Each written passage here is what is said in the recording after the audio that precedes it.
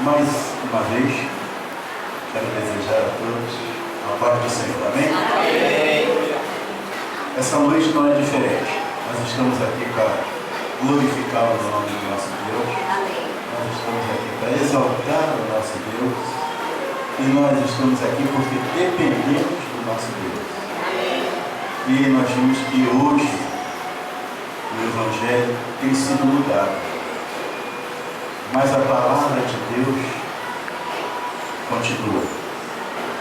Nós devemos nos espelhar na palavra de Deus para que o Evangelho possa realmente ser propagado. Amém? E que Jesus volte